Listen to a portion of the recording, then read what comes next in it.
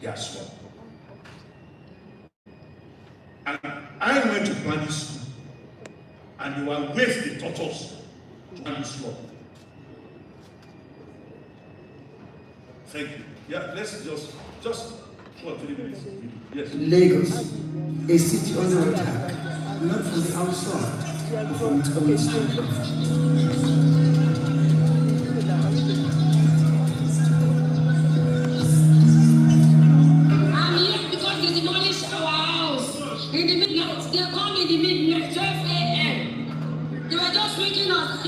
We should put our load, our buckets, our house, that they want to demolish it without notice. Without notice, 2 houses, and we have CFO. We have a Chinese CFO.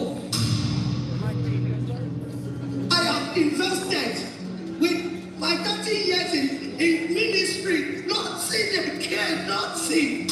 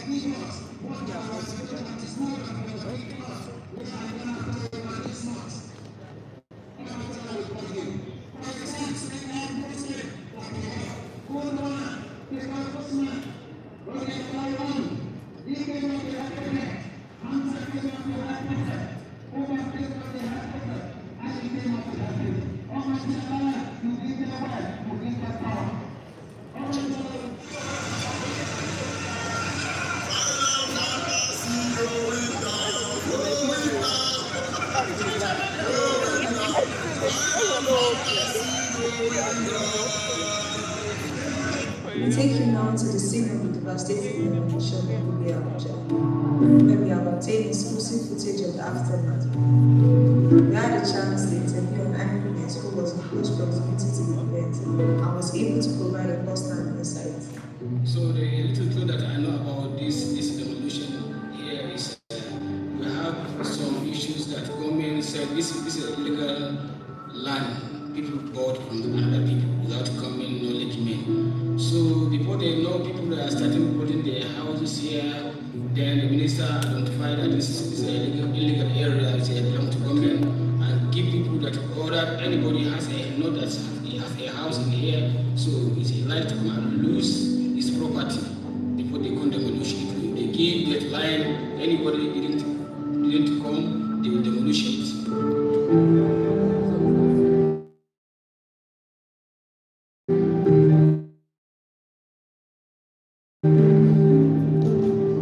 It's heartbreaking to see this.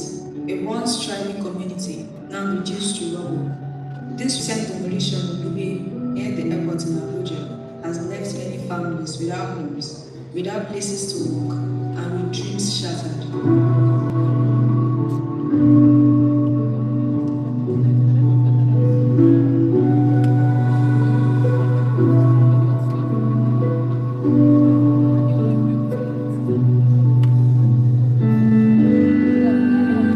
As we look at the remnants of old laws, we are reminded of the importance of making informed choices when buying properties. Abuja's real estate market is growing fast, but with growth also comes risk. And while we all dream of owning property, it is crucial to ensure that those dreams are built on secure foundations. Our thoughts goes out to those affected by this demolition. We know it is more than just a financial loss. It is a loss of safety, a loss of community, and a loss of future plans.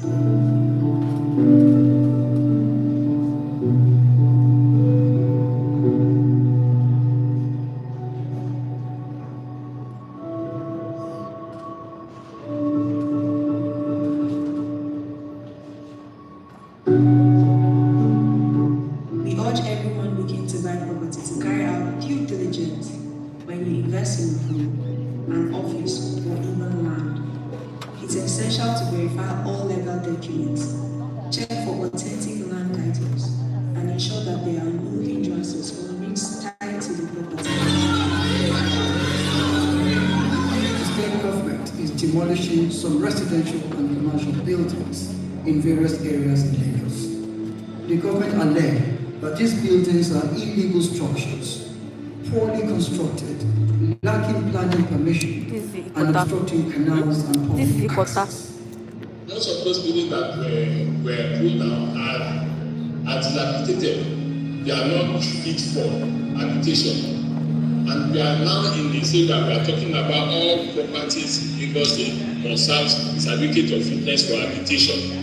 And we've been telling them that they should go ahead and get planning permits. And most of them turn deaf ear to the government. The life of people living in that environment is more important. Lagos. That's where we are. That's where we are. And what we're talking about here is that there's a disconnection between the town and Ghana. If our efforts in the past years, if after 30 years, we are still experiencing this across the country, you've seen Port Harcourt, you've seen Kano, it's on record that in the last 5 years, about 30,000 housing units have been destroyed across this country. And it could be more. So the question, and we are talking of a nation that has not been able to build 10,000 in those 5 years.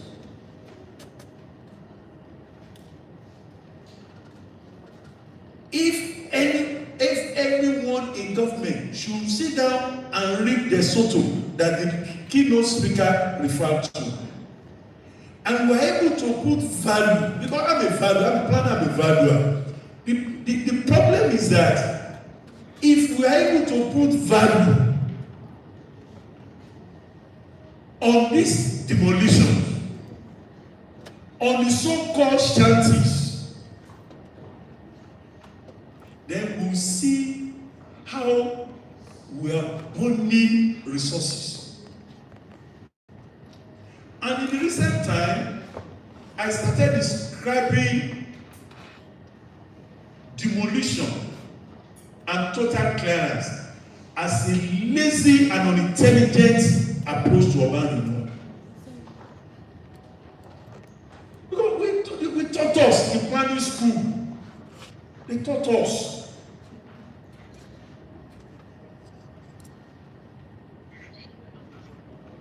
And it's like, is there no balm in Gilead? Why is their wound not healed?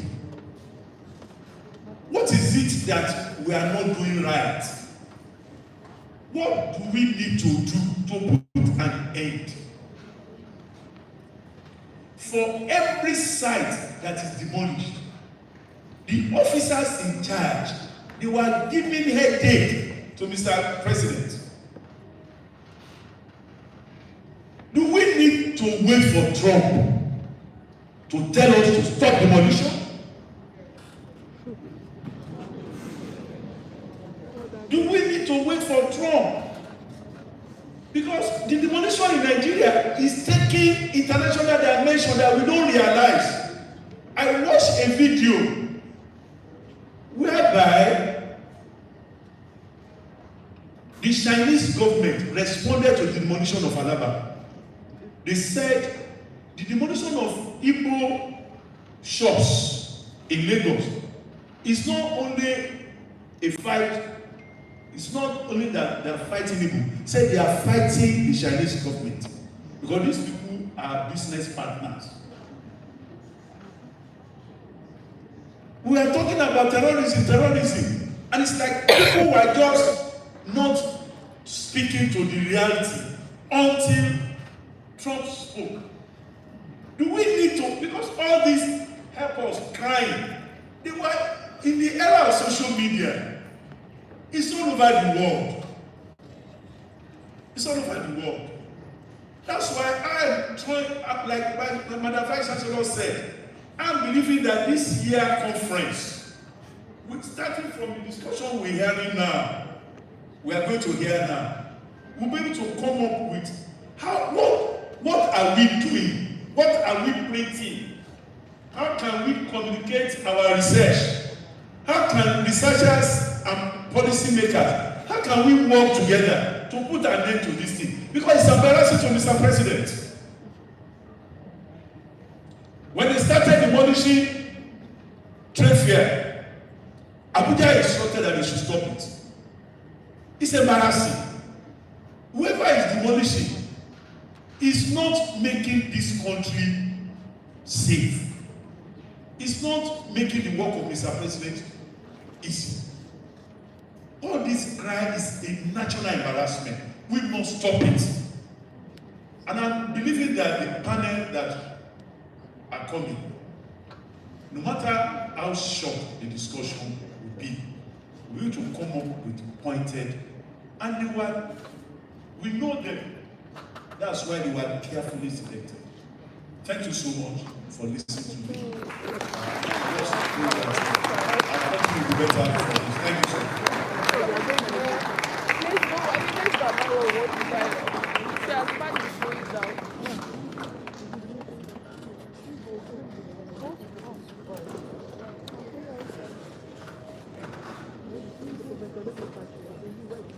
Recall I gave a caveat before he came here. The first time he came as a professor. This time he has come as a pastor. Let's put our hands together for Professor. Thank you so much for that party speech. We are progressing in this discourse. And next, like I said, we are collapsing the two plenary sessions into one for depth in the conversation. So before we call our discussants, we would like to call on the representative of the Honorable Commissioner to give the keynote address, which is titled Africa's Urban Infrastructure Gap, Bridging the Divide. Join me as I may welcome Town Planner Alhaji Adekunle Salami, Fellow of the Nigerian Institute of Town Planners. Let's put our hands together for him.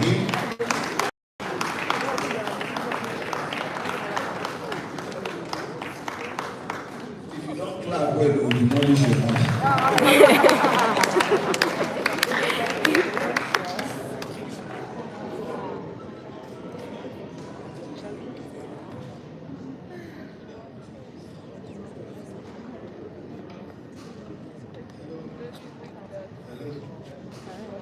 Thank you very much, sir. I think we are here to do new business.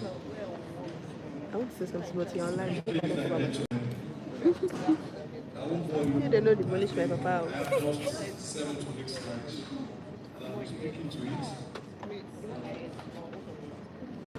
And my client have lost in 4 to 6. And I have conceptual foundations, Africa's infrastructure gap, Nigeria's urban evolution, of course, Lagos as a case study, just 4. Yes. And to do this, I will probably be taking you through the experience we have over time. The conceptual foundation. You can see how we are fair. The African urban infrastructure, we are coming from the periscope of Africa. Then we dovetail to Lagos, drawing from our experiences, what our challenges are, and some pragmatic solutions successive governments in the last 2 decades had been doing. Yes. Again, we are so challenged here, but again, with our population so big, we consider these both as a gift, as opportunity, but again, a very serious threat and challenge. But as we struggle with it, the first 2 papers of submission we have listened to was so emotional that begin to see faces. I mean, drawing up some pictures. I mean, the way it is, when again, because of our economic and our social fabric, we can't but come together, think boldly, and look for solutions to some of these problems. We have a lot of problems with our urban growth, with our population spread, and with our own, of course, cultural bias. Our background, as we call it, challenge us.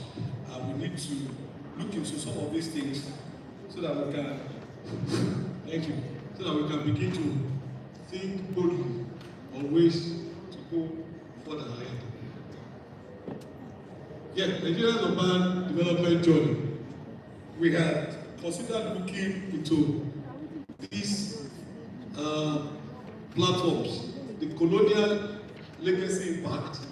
Of course, we are aware British colony came into this country, brought, and then Nigeria swallowed their, of course, in some cases, bringing us together in a manner that was conceived to benefit them.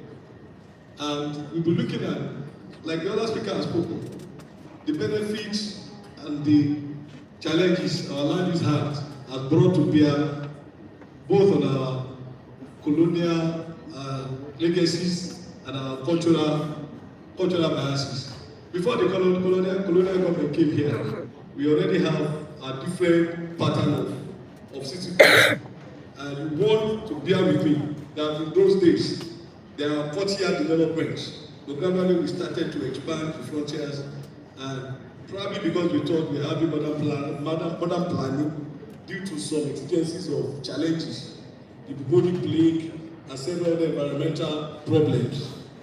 But still, we haven't got to the end of that. As we move on, we were plagued with the problems of the Post-Land Use Act of 1978.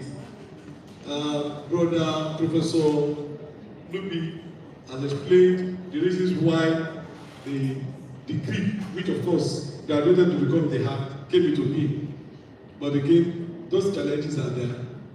And we are equally look at the post-independence expansion, the modern resilience, and some of the ways governments of this country are forged to create some solutions. But again, we want to look at how has Lagos fared and what are those things that we have brought to bear on our urban development, physical planning, and environmental sustainability. So we'll be looking at the urban transformation, and of course, you want to agree with me that we have initiated several transformative policies and programs, part of which are the blue rail system, the light rail, the Lekki deep seaport. All of these are urban infrastructures that have continued to make Lagos bold in taking up challenges and solving those problems. And of course, of recent, we are about to prepare the 4th mainland bridge, and of course, the Lekki coastal road, which is again moving Lagos further to bring in Lagos Calabar road into reality. All these are to expand the frontier of urban development solutions and to ginger new innovative transformations to ensure that the problems of urbanization, the problems of urban growth, and the issues of urban regeneration are possibly resolved. And of course, again, we're looking at the policy framework. How have they fared? How are those policies gingered development? Are they positive? Have they brought negative impact? Then both of these will come in the course of the discussion, which I want to believe we'll find solutions to. Of course, again, like we have said, we have massive infrastructure projects that have enabled Lagos to continue to struggle and look at ways to resolve our mass movements almost every time. You leave Yanapaja, you are going to Lagos Island. God bless you, you don't leave your home as early as 3 a.m. if you don't get to Lagos Island until around 9 or 1 o'clock. So all these are problems that I think we'll be looking at in the course of the conference. And I hope those colleagues that will be coming up here to do the job, will do marvelous job and service, so that we can all co-create a better Lagos and future better Nigeria. Again, what are the challenges in African urban development?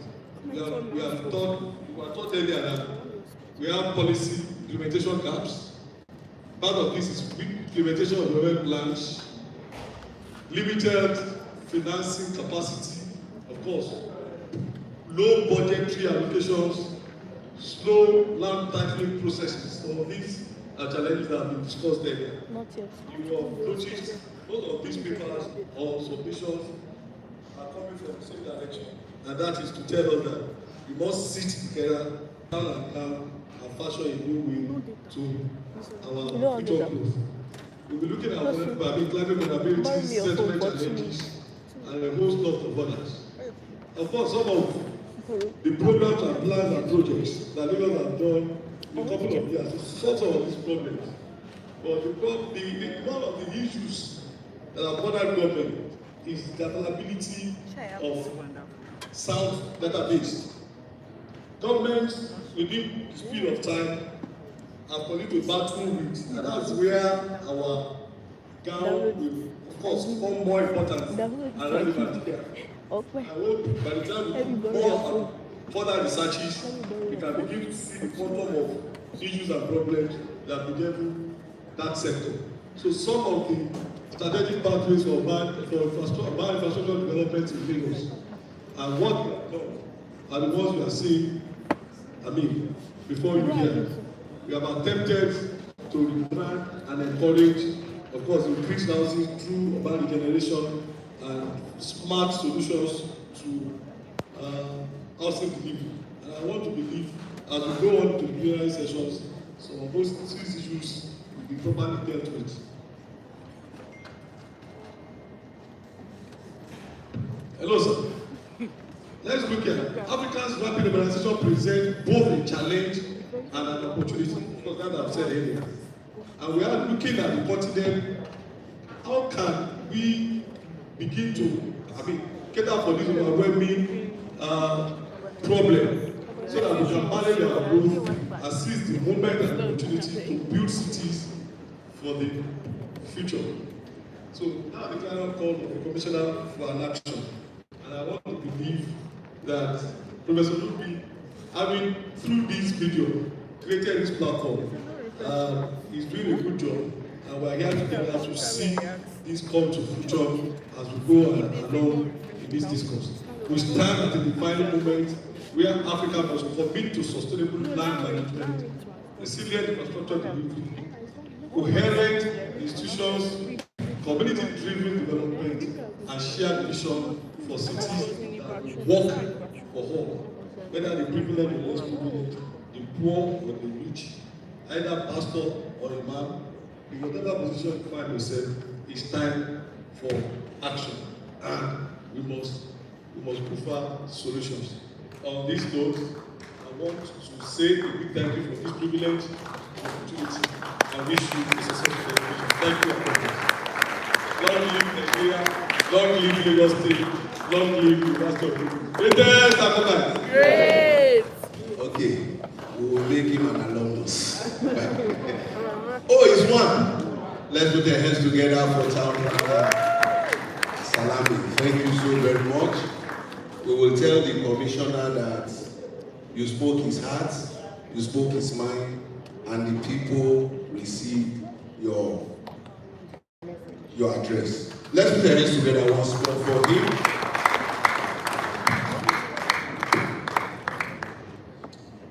Thank you so very much for the wonderful audience.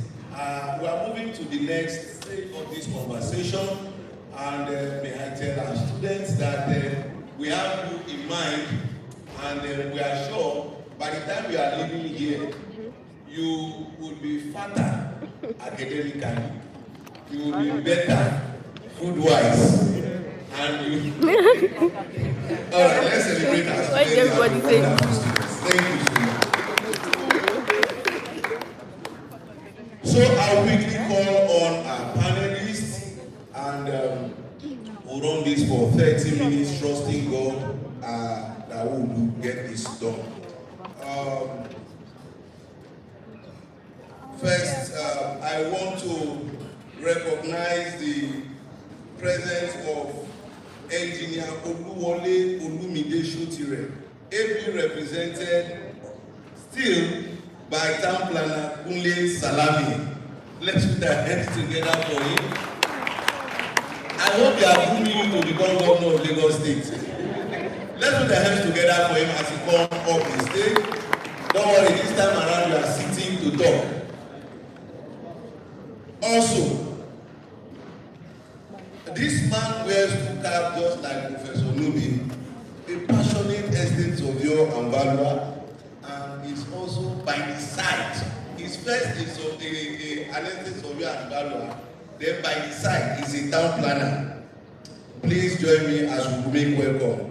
Estate surveyor and valuer, town planner, Animal Shaun Oladimeji, the general manager, Lagos State Urban Renewal Agency, popularly called LASURA. Let's put our hands together for him. A very passionate professional. Thank you so much, sir. Also, let's welcome up on the stage from Fabulous Urban, Mr. Ismaila Aru. Let's put our hands together for him. Also from Rethinking Cities Initiative, join me in welcoming Mr. Deji Akigberu.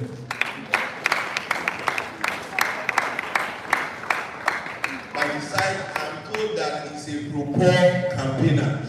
So I think you should clap better for him so that I can campaign better.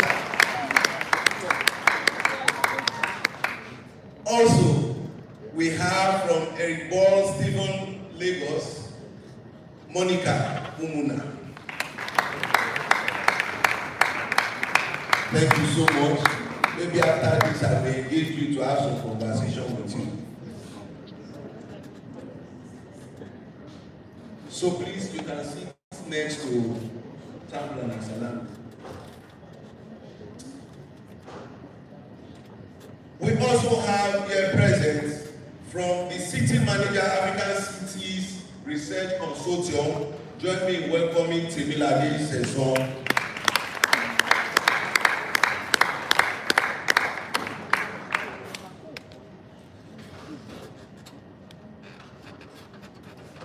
You people are being partial. They are clustering in because it's football. Alright. If your hands are not too tired, join me in welcoming the co-director of the Center for Excellence, Professor Peter Elias.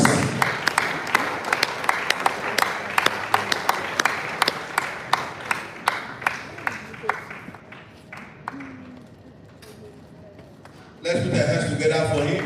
I'm sure when I mentioned his name, we were waiting to see somebody whose color is white.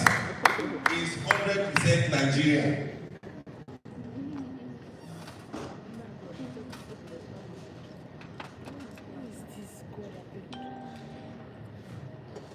Okay, last but not the least, please join me as I welcome the former Dean, Faculty of Environmental Sciences, in person of Professor Leke Udwaye. Let's put our hands together for him.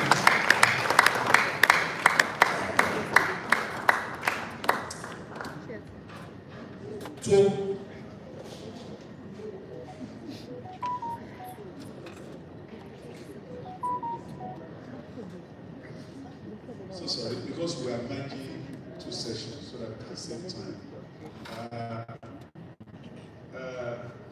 He's left. So you say,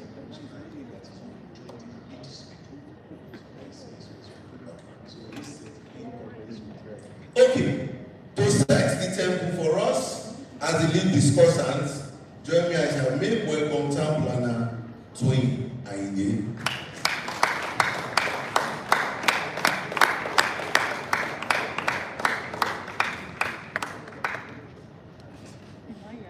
To moderate this session, we have our own queen in the house, Dr. Thompson. Let's put our hands together for her as she takes the mic off her now. True. Come on, yellow.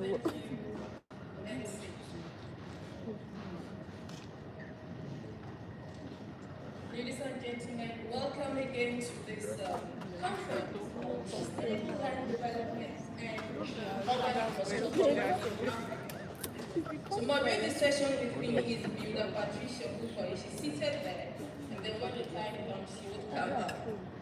Now, let me take your mind back to some of the speeches and presentations that have been made since morning. The VC talked about housing, that it is for all, and is an urgent call to action.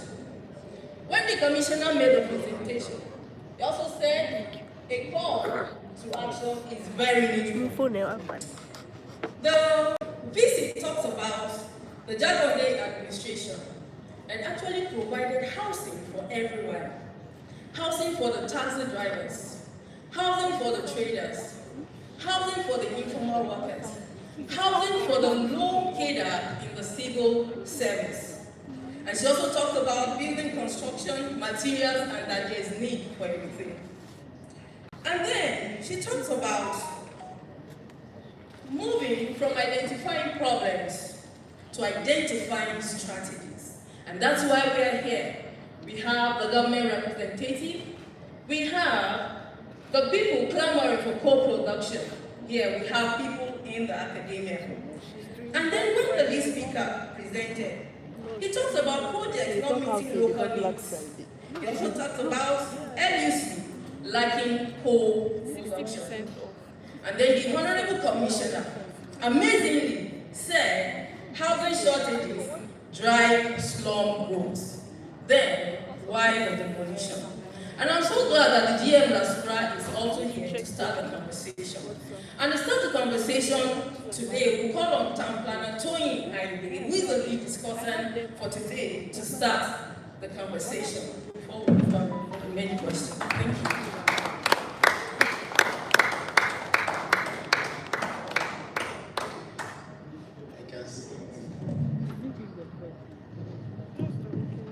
Speaking doesn't answer to standing or sitting. And somebody has advised that if you do not want to be aggressive, you should actually sit while you are speaking. It's difficult to fight while you are sitting. It's difficult to know where to start, really. And I would have told a story like Professor Nubi also did.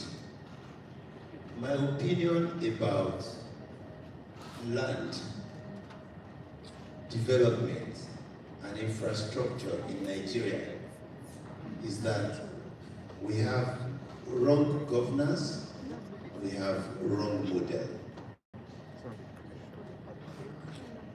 I was looking at the documentary that was being shown, and we saw all of those buildings.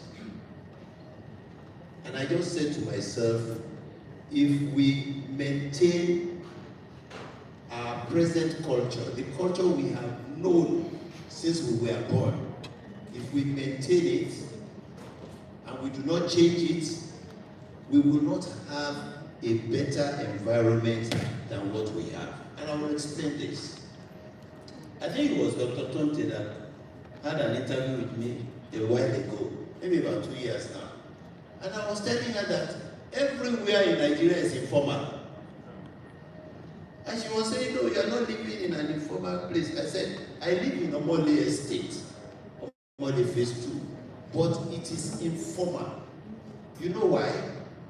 Government does formal planning, lays it out. Then what does government do? It allocates to individuals to build how? Informally. So, if an estate has 1,000 plots, we allocate to 1,000 people who have 1,000 different architects, 1,000 different structural engineers, who have 1,000 different access to funds. So someone has funds only to make excavation.